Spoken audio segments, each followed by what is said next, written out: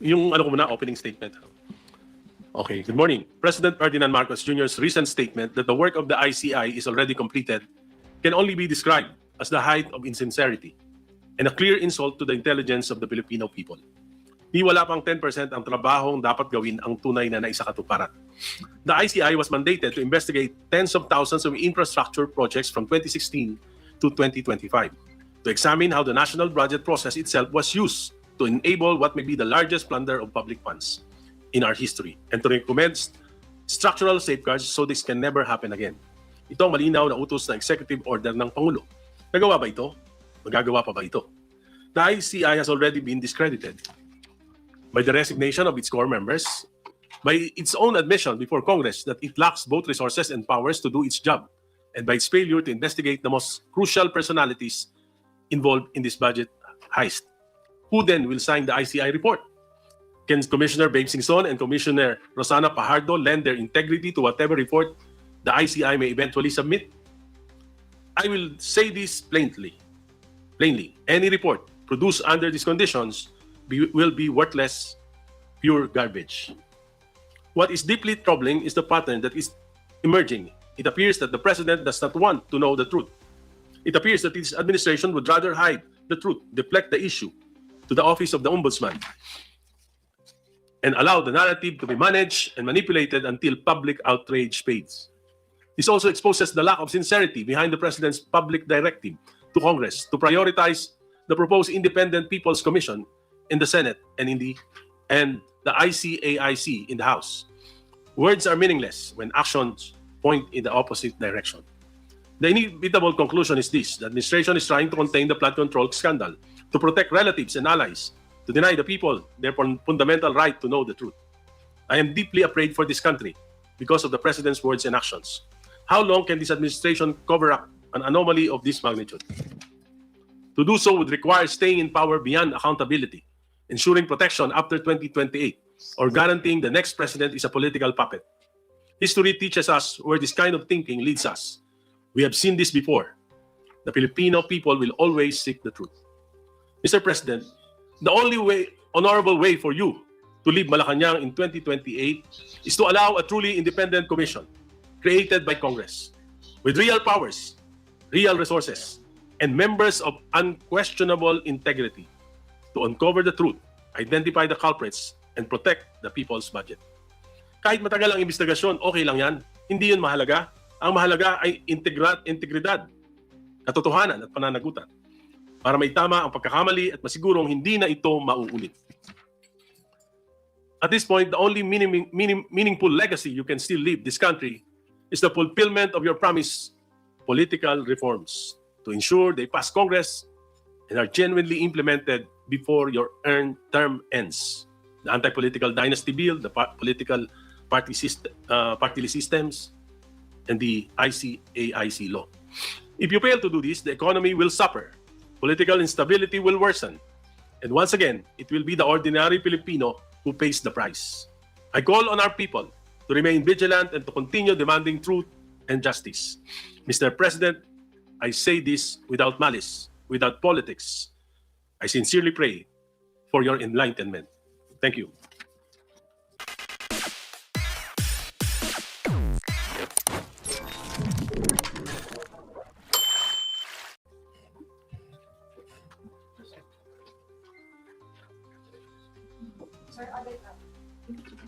Pwede. Sabi ko naman. Okay, sige. Okay. Sir, yesterday you issued a statement that you doubt the motives of Attorney Andre De Jesus because you parang insinuated that he has connections with the President or links to the President through the First Lady. Hindi ko sinabi na may link. Ang sinabi ko, during last year, November 2024, he is the same Attorney De Jesus who filed a disbarment case against Attorney Glenn Chong. Kasi sinabi ni Attorney Glenn Chong, sasampalin niya si First Lady, di ba? O, yun na. Nag-file siya out of nowhere. So, hindi ko sinabing abogado siya. Ang sinabi ko, siya ang nag-file. Hindi ko alam kung ano yung motibo niya sa pagpapile. Ang sinabi niya, dahil hindi daw yan yung gawin ng isang member of the bar. So, out of nowhere, nabasa niya lang, hindi raw siya kilala, nabasa ko, hindi raw siya kilala. So, out of nowhere, nabasa niya lang, nag-file na siya ng disbarment. Ngayon, out of nowhere, reading some articles in the newspapers, in the social media, at yun ang kanyang ebidensya, nag-file siya ng impeachment against the husband of the First Lady. So, hindi ko makita yung logic dito dahil yung sinampa niya na impeachment complaint ay basura. 15 pages na walang mga ebidensya kundi mga news article. At sa tingin ko ay hindi ito wala ito sa forma at walang substance yung kanyang i-file na impeachment complaint. Kung ako ang boboto sa Committee on Justice, hindi ako magdadalawang isip na i-dismiss ito. Sir, doon sa pagkakaroon ng personal knowledge ng complainant, doon sa inirereklamo niya, meron bang ganong element dito? Wala akong makita. Kasi nga, he came from nowhere. Nagulat na lang tayo na mahilig siya mag-file kahit na, for example, hindi naman siya niya kliyente ang First Lady, pero nag-file siya ng disbarment case dun sa nambastos sa ating First Lady. Okay. Sir, Attorney De Jesus challenge you to a public debate? No need for that because I will confront him in the Committee on Justice. Baka malaman niya pa yung mga itatanong ko sa kanya pag nagdebate kami. Sir, tama bang sabihin na iniisip niyong pakawala siya ng Pangulo or Well, I don't know his motive, pero sana huwag mangyari. Kasi alam mo, yung paggawa ng isang impeachment complaint, napakatagal niyan. May nag-imbita sa akin para maging endorsers, pero tumanggi ako. And sabi nga nila, they are preparing for the impeachment complaint. So, yung makabayan black, they are also preparing for an impeachment complaint. Hindi madali ito. Nakita niyo naman siguro nung yung impeachment complaint against the Vice President kung gaano kakapal yung mga documents. Di ba? So, sana hindi mapigilan nitong impeachment complaint na ito yung mga susunod pang impeachment complaints. Kasi under the rules, it may 10 days si Secretary General Jerapil to refer it to the Committee on Rules. Tapos may 3 days ang Committee on Rules as a speaker, then sa Committee on Rules. Pagkatapos, pag na-refer na ito sa Committee on Justice, ay wala nang ibang pwedeng makapag-file ng impeachment. Sana hindi ito mapigilan. Kung hindi naman mapigilan, magiging harmless itong impeachment complaint na ito kahit na hindi maayos yung pagkagawa.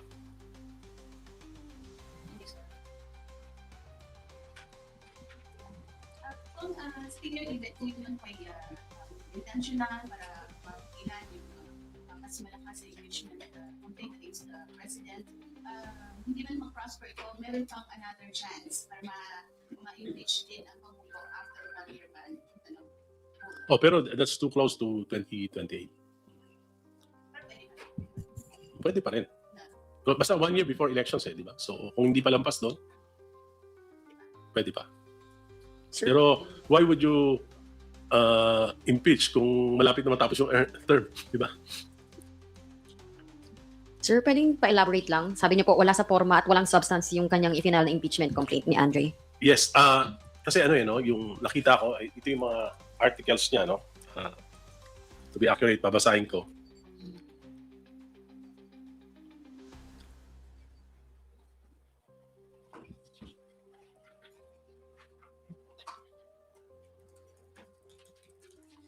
Culpable violation of the Constitution and betrayal of public trust. The complaint alleges that the President enabled the kidnapping and surrender of former President Rodrigo Duterte to the International Criminal Court. It would require a lot of documents and to link the President. So kung wala to, basura to. Graft and corruption. Allegations involve a systematic plunder of the national budget through unprogrammed appropriations and ghost flood control projects. It specifically cites a claim of 100 billion insertions in the 2025 budget for kickbacks. Ito yung sinabi ni Saldico. Wala naman dito si Saldico. Wala naman mga affidavit si Saldico. So, basura to. Unfitness for office, yung tungkol sa pagiging drug addict.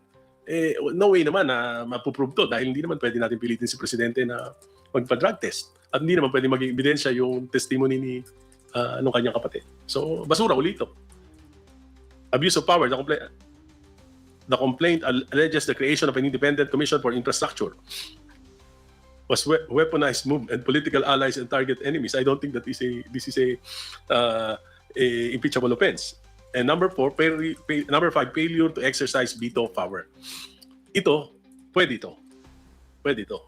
Pero you have to attach a lot of documents. In fact, piniprepare ko sa study ko yung tungkol dito sa mga diversions and amendments and insertions. Piniprepare ko sa study ko yung tungkol dun sa yung effect nung yung general provision number 91, yung nailipat yung PDIC funds saka yung PhilHealth funds.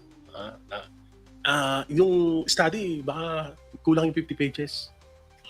So ito yung buong complaint, 15 pages. I don't think that the complainant can prove the guilt of the president with just these news articles as evidences. Si Kong Adyong, sinabi po niya yung impeachment complaint against BBM is dead on arrival na po sa Kamara. Sinabi po niya, it is weak, unsupported by credible evidence, and unlikely to move forward in the House. Do you share the same? I agree. Kindly expound, sir.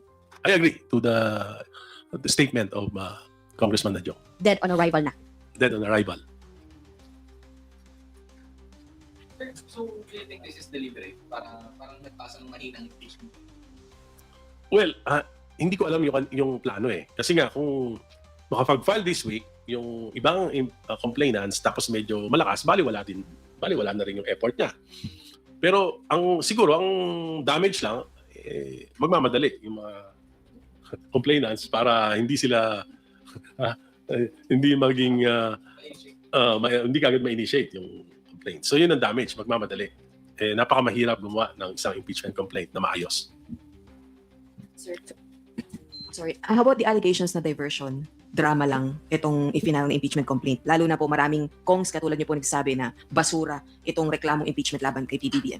Well, ang medyo talagang nahihiwagaan ako, especially with the endorser. Tahimik lang kasi si Kong Jet. Nagulat na lang ako siya yung nag-endorse. And he's identified with the Garcias who are known stalwarts of the of the NUP. At yung NUP mismo, sinabi nila na hindi sila papayag sa mga impeachment laban sa Pangulo. Sir, sorry. Si Kong Pulong Duterte, he also said in his statement yesterday na lutong Macau. Do you also believe that lutong Macau itong impeachment complaint na to? Well, nakakaduda. Kasi sabi ko, harmless to pag may nag-file this week. Harmless tong impeachment complaint na ito. Unless na siguro kung mai-refer kagad to, may isama. Hindi na hintayin yung ibang ipa-file within the week. Makikita naman natin kung ano yung motive pag nakapag-file na yung ibang mga complainants. Aris, good morning. Yes. Neil Kirigonan of DCRH. Can we take it to mean, based on your statement now, that this is an advantage kay Pangulong Marcos, yung maagang pagsasampa ng impeachment against the President? Kasi ang sabi po ni Congressman Keith, Congressman Keith Flores kahapon, na kung matatanggap ng Committee on Justice yung impeachment na isinampa ni Attorney De Jesus, this will bar any other impeachment complaints within the year. Yes, that's true. So, talaga, any other complainants should hurry, should file it. Dapat nga today, pero wala naman yata. So, this is an advantage to the President, sir. Ano po ang balita? You're part of the minority group. Ano pa ang balak po ng Makabayan Bloc? Kasi sila po ang nagsabing susunod silang mag-file ng impeachment. Yes, sabi nila, they will file. Sabi ni Congressman Tino sa akin na mag-file sila. Hindi ko lang alam kung kailan talaga. Last question, Congressman Erice. This is a prerogative of the President, pero sakali pong matuloy ang hearing ng Committee on Justice, is it better kung humarap ang Pangulo, magpaliwanag sa mga alegasyon laban sa kanya sa pagdinig ng komite on his impeachment complaint? Hindi naman parang hindi naman maganda kung siya mismo. Kahit na representative niya, basta sagutin lang yung mga tinatanong. Ako, sa akin simple lang eh. Para sa akin yung ibang mga issue, baliwala naman eh. Ang issue lang sa akin yung tungkol sa national budget ng 2023, 2024, 2025 at pinayagan niya na ito ay baguhin ng Kongreso. Tanggalin yung mga pinakamahalagang mga programa niya at palitan ng mga kalokohang proyekto na naging sanhi nitong malawakang korupsyon na pinagdurusahan hindi ng buong bayan sa ngayon. Di ba? Ang buong bayan ang epekto na to. So dapat ipaliwanag niya talaga bakit he allowed it for 3 years. Bakit yung kabinete niya pinayagan ito? Yan yung malaking tanong eh. Kasi kung pinayagan niya to nang walang dahilan, either kasabot siya o napabayaan niya talaga. Which is both, which can be considered both as an impeachable offense. Thank you, sir. Good morning, sir. Sir, with regards naman doon po sa re-refile na impeachment against VP Sara, are you going to endorse it? No, I already declined to endorse it. Sabi ko, the same way that I declined endorsing the impeachment complaint against the President, ganun din sa Vice President. Para pagdating ko sa Committee on Justice, I will have an open mind. Hindi ako Marcos, hindi ako Duterte. Liberal ako. Sir, with regards naman po dito sa flood control projects to sa scam, what other legal rigor are you pursuing, sir, to implement reports in the judicial system to punish those culprits? Obviously, parang prinoprotect po yung mga secret cow, yung mga mastermind na stop na agad yung investigation. Alam mo, para sa akin, mas mahalaga yung reforms dito sa pagpoprotekta sa national budget. Kasi hindi naman mangyayari lahat itong, hindi naman makakanakaw yung nasa DPWH at kung sino man yung mga nagnanakaw kung hindi na bigyan ng pagkakataon ng ating national budget. So I would rather concentrate on the main problem, which is budget reforms. Sir, follow-up lang, sir. Kasi parang kaya nyo kasi sinasabi na kailangan mag-file within this week yung mga gustong umapol. Do you think i-process ka agad ng House on-session? Ayan. Hindi. Ngayon lang, pwede na i-process yun ng, may refer sa speaker, di ba, ng SecGen. So, let's just wait and see. Kasi actually, hindi ko alam kung ano yung lalabas yung tunay na motive, depende sa action ng House dito sa impeachment complaint na ito. But yung sir na tunay yung motive, kapag is it kapag minadali nila? Kung minadali at na-prevent yung ibang impeachment complaint, ibig sabihin, yun ang motive. So, narinig ba kayong isa sa akin sa order of business sa plenary is Monday? Wala akong naririnig. Pero yun ang sabi ni Congressman Isay na ma-refer ma-refer sa speaker, ma-refer sa Committee on Rules, tapos may ilagay sa order of business sa Monday, then ma-refer sa Committee on Justice. So, yun ang. So, ano ibig sabihin kapag nangyari na yun? Di wala nang pwedeng ma-entertain na iba pang impeachment complaint. Hindi ko lang alam kung na-receive na rin dito, kung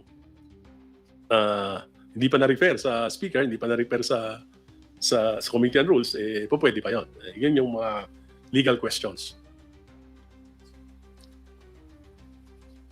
Sir, sa minority, pardon for this question. Sa minority block ba inaalok yung pag-e-endorse ng impeachment complaint? For example, for this one. Wala. Sa akin nga, di ba? Kasi po, inalok kayo. Inalok ako. Alam ko marami rin. Sabi sa akin ni Kong Eli San Fernando, inalok siya, pero nag-decline din siya. Sir, may narinig ba kayo na balak tahakin yung third mode ba yun? Yung 1/3 of House lawmakers will... Only after that, because meron ng Supreme Court ruling. Hindi, for BBM. Meron ba kayo naririnig ngayon na may naglilikom, lobby para kumalat ng 1/3? Wala.